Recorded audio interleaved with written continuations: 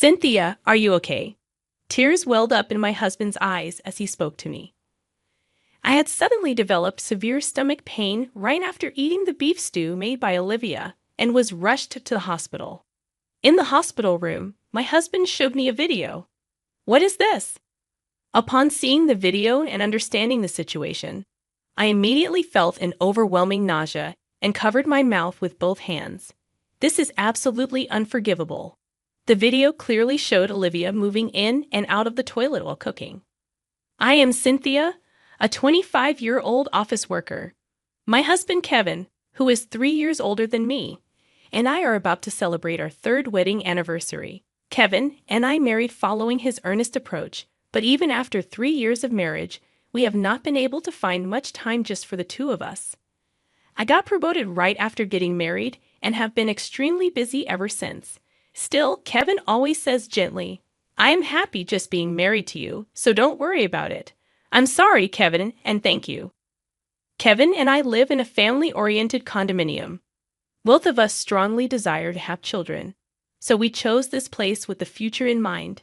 Here with Kevin, I'll build a warm family and welcome the children we'll have someday. But my busy schedule never eased, and we couldn't have a child for 3 years.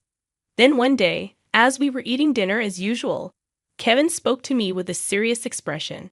Hey, I got promoted. I think my salary will increase significantly, so if it's okay with you, Cynthia, how about you quit your job and become a housewife? Let's seriously think about having children. I was surprised by the sudden suggestion. A promotion? That's great. Yeah, I've been thinking about children too. I want to start preconception care seriously. And so, our journey into preconception care began. However, it turned out I had difficulty conceiving. And even after 6 months of preconception care, we still hadn't been blessed with a child. I'm sorry. It seems like it didn't happen this month either. And don't apologize, Cynthia. It's not your fault. Every time I felt down, Kevin would gently stroke my head. I'm so grateful to be married to such a kind person. Not just Kevin, but his mother Olivia has also been kind to me lately. Hearing that we were having trouble conceiving, Olivia started visiting us occasionally. She began living alone in an apartment near her home after my father-in-law passed away a few years ago. Olivia, who dotes on her only son Kevin excessively, has been good to me since the beginning of our marriage. Olivia brings over lots of side dishes, saying, You need to eat nutritious food. Rest up, Cynthia. I'm alone and free, so don't worry about me. I have to take care of Kevin's wife, and she even prepares meals for us. Moreover, Olivia says, I don't want to impose on Cynthia and never stays to eat with us. No matter how much I invite her, Olivia is such a kind person. Kevin must have grown up with that kindness. I couldn't be more grateful for this blessed environment. Then one day, I was feeling under the weather and lying on the sofa as dinner time approached. Olivia, having heard about it from Kevin, came over with a worried look, bringing dinner she had prepared. Cynthia, are you okay? This is fried chicken I just made. Kevin hasn't come home from work yet, but I thought I'd bring it over early so you can eat it while it's hot. Wow, really? Thank you. Won't you be with me, Olivia? When I invited her, Olivia shook her head. I already ate at home.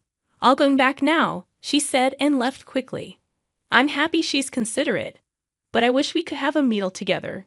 Maybe I should invite her more firmly next time. While pondering this, I took a bite of the fried chicken Olivia had brought. Instantly, ouch! What I felt was a sharp pain in my cheek, and I let out a small cry.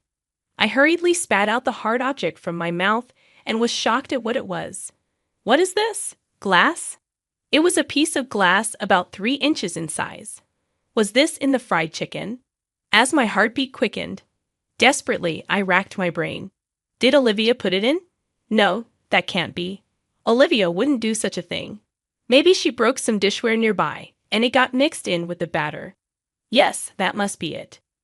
Thinking that the kind Olivia could never do something so malicious, I decided not to worry too much about it, despite feeling a little uneasy. Telling her there was glass in the dish made would surely shock her, so I decided not to mention it to either Olivia or Kevin. A week passed, and my health did not improve. Hearing this, Olivia began bringing over dishes almost daily. However, since then, I frequently found foreign objects in the dishes. Hair in the hamburger, bugs in the chili con carne, and it always happened when Olivia brought over dishes just for me before Kevin returned from work. It couldn't be a coincidence, could it? Alarmed, I decided to talk to Kevin.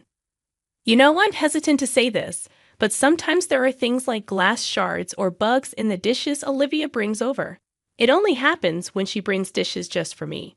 At first, I thought it was a coincidence, but it's happening too often. Kevin looked utterly surprised as I spoke. Mom, she seems to like you, Cynthia, and doesn't look like someone who would harass. But now that you mention it, she's been complaining about her forgetfulness lately. Could she have started developing dementia? Saying this, Kevin seemed lost in thought. I like Olivia too and don't want to suspect her. But it's scary since it involves food. I've been feeling unwell lately, which makes me even more worried. Yes, I had been feeling unwell since then. Feeling unwell. Haven't you been late on your period this month? Could it be that you're pregnant? Kevin's words made me realize. That's true. I'll go to the hospital tomorrow. Saying this, I was visibly unsettled, and Kevin gently stroked my head. I'll talk to Mom about it tomorrow. I have the day off. She really might have dementia. We need to think about what to do. Don't worry, Cynthia, okay? Thank you, Kevin. So I left the matter with Olivia to Kevin and decided to visit the hospital the next day. The delay in your period hasn't been long enough to confirm pregnancy yet, but your symptoms are similar to early pregnancy nausea. Please take care not to strain your body too much, said the doctor at the hospital. I returned home, my heart fluttering with hope. I might be pregnant. If that's true, it's finally happening, though it wasn't confirmed yet. I was somewhat elated, unaware of what was to come next. When I got home, Kevin was sitting on the sofa with a troubled look. Mom might be starting to develop dementia. She doesn't remember anything about the foreign objects in the dishes. I'm thinking of taking her to the hospital soon, he said. Hearing this, I felt a mix of relief that Olivia wasn't doing it intentionally and concern that she might have dementia.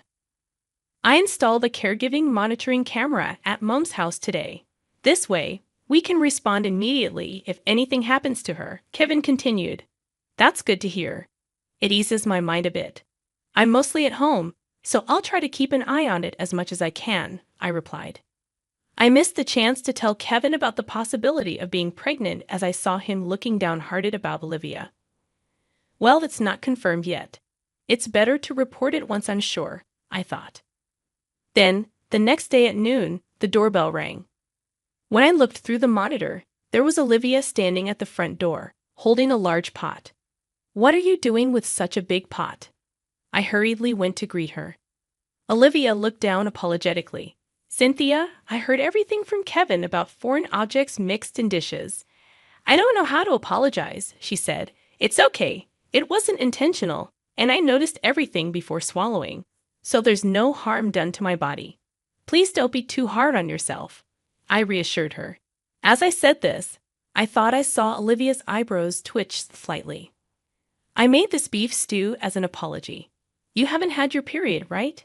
In case you're pregnant, you need to eat nutritious food. I put lots of healthy ingredients in it, so eat up, Olivia said, handing me the pot. Wait, how did you know I haven't had my period? Did Kevin tell you? I asked. Ah, yes, that's right. Kevin sent me a message about it yesterday. Olivia replied hurriedly, almost as if she was in a rush. Thank you, I said, feeling uneasy as Olivia left. I placed the pot Olivia gave me in the kitchen and served myself some beef stew. It was just about lunchtime, so I thought it was a good time to eat. As I sat down and tasted the beef stew, I noticed an indescribably unpleasant flavor. What's this? Could it be a mistake in the seasoning? I wondered. But I couldn't just throw away the beef stew Olivia had made, so I managed to finish the serving I had dished up. However, by then, the strange taste of the stew had made me feel quite ill. As I was washing the dishes, suddenly I felt a sharp pain in my stomach and doubled over on the spot. What is this? Could the beef stew have been spoiled? The pain intensified over time, and I broke out in a cold sweat. Unable to endure it any longer, I called an ambulance with trembling hands. Then I lost consciousness. When I woke up, I saw the stark white ceiling of the hospital. Where am I? Oh, I remember now. My stomach hurt in a daze. I gently rubbed my stomach. It seemed I had already been treated as the pain had subsided. Then, a nurse entered the room. "Oh, you're awake.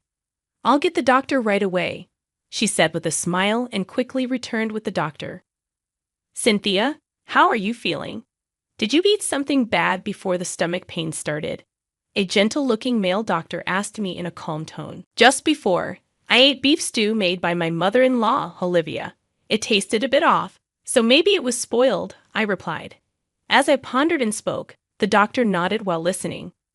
"I see. Given your symptoms, it's likely some bacteria got into your stomach, causing the pain. If it was spoiled, that would make sense. You might continue to experience some abdominal pain for a while, but as long as you take your medicine, you can recover at home," the doctor explained. Hearing his words, I felt a little relieved. "I'm relieved it's not serious enough for hospitalization. Please rest quietly here for today. Call us if you need anything," the nurse said before leaving the room. Right after that, the door of the room burst open energetically. "Cynthia, are you okay?" There stood Kevin, panting, his face pale with worry. "Kevin, I'm okay.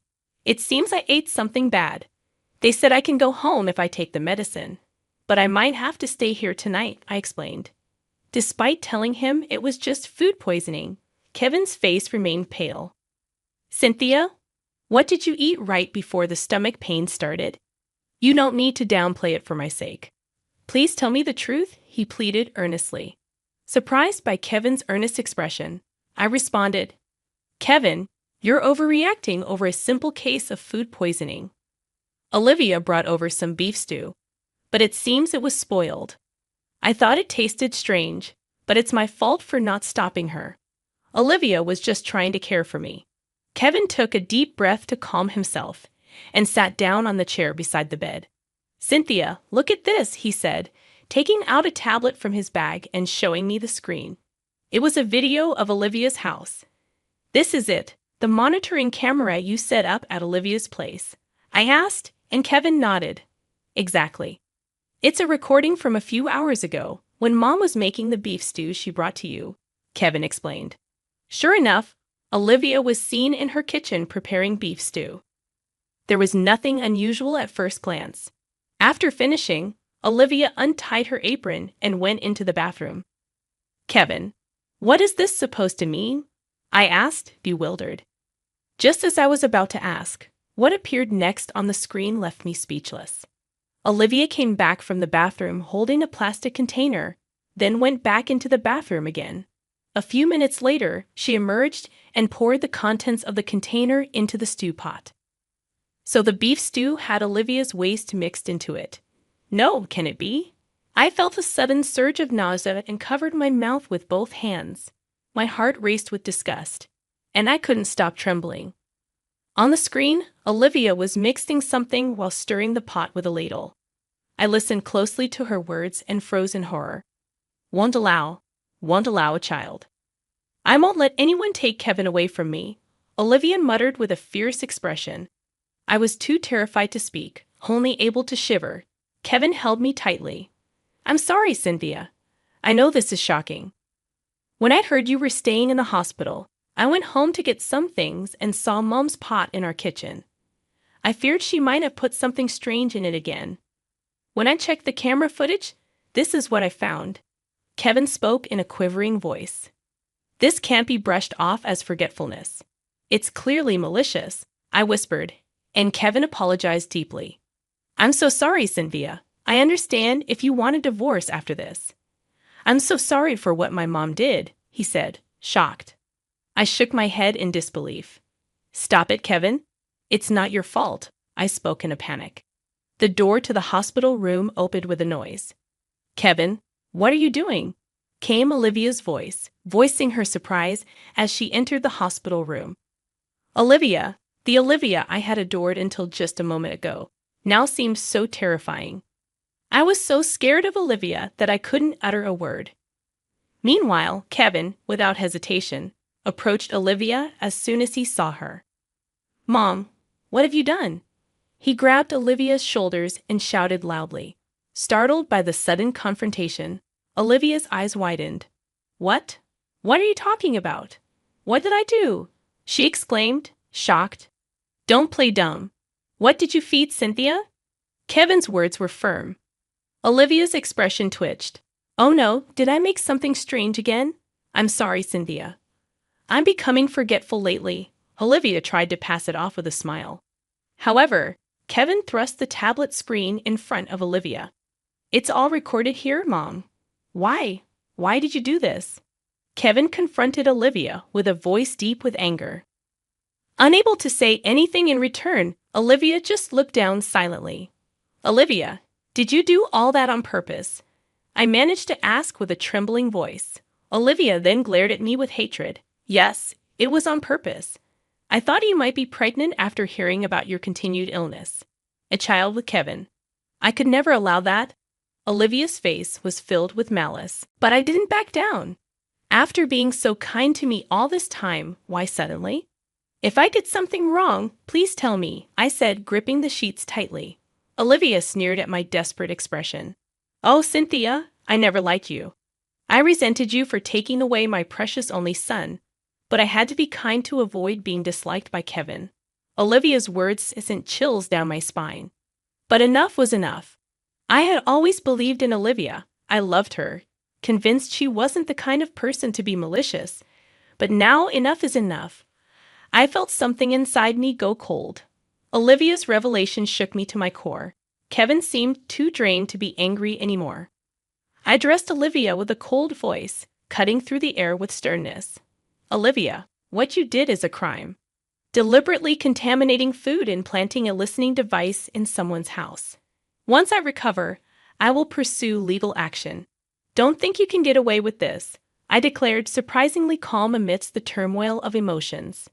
The anger and fear towards Olivia, the sadness of being betrayed, it all seemed irrelevant now. "I feel nothing towards you anymore. Right now, all I want is to be away from someone like you as soon as possible. I will hire a lawyer, so communicate through them from now on," I continued, unmoved by Olivia's shocked expression. "Wait a minute, a crime? Am I going to be arrested? It's ridiculous to sue me for this." "What do you mean?" Olivia's eyes widened in disbelief, trying to downplay her actions. "Your actions have caused real harm to my body. There's evidence. Don't think you can talk your way out of it," I asserted firmly. As I spoke, Olivia grabbed Kevin's hand, trembling. "That's it, his true nature. She's the kind of woman who bullies an old lady. Scary, isn't it? I did everything thinking of you, Kevin. You understand, don't you?" Olivia appealed with a seemingly gentle smile, but Kevin's response was firm. "What are you talking about? The scary one is you, Mom. And what you did wasn't for me. It was all for yourself. You hurt someone important to me for your own sake. I never want to have anything to do with you again. Let's cut ties," Kevin said, shaking off Olivia's hand decisively. "Kevin, I'm sorry. It was all my fault, please. I have no one but you," Olivia cried out, banging on the door in the hallway. Soon, security came due to the commotion and took Olivia away. Afterwards, my health quickly recovered, and I was able to return home safely upon discharge. We submitted the camera footage to the police, and an investigation began immediately. The listening devices in our house were found, leading to Olivia's swift arrest. Rejected by Kevin, Olivia seemed to have suffered a mental breakdown, crying and wailing during the investigation. "I did nothing wrong. It's her fault for trying to take Kevin away," Olivia shouted, lashing out at the officers. Demanding compensation from Olivia, we made her pay a lump sum to cover the damages. Olivia incurred debts and now works in physical labor as a live-in worker, reportedly spending her days working hard and crying alone in her apartment. I told Kevin he didn't need to force himself to legally disassociate from Olivia, but he said, "I always knew she had trouble letting go, but I never realized she was so obsessively attached. Now that I know Mom's true nature, I'm afraid to remain in a parent-child relationship with her." He immediately proceeded with the dissoundment process. A month later, it turned out I was pregnant. Both the baby and I were healthy and developing well. Kevin and I cried with joy and promised each other, "Let's build a warm family from now on. I want to create a bright future with Kevin and our baby."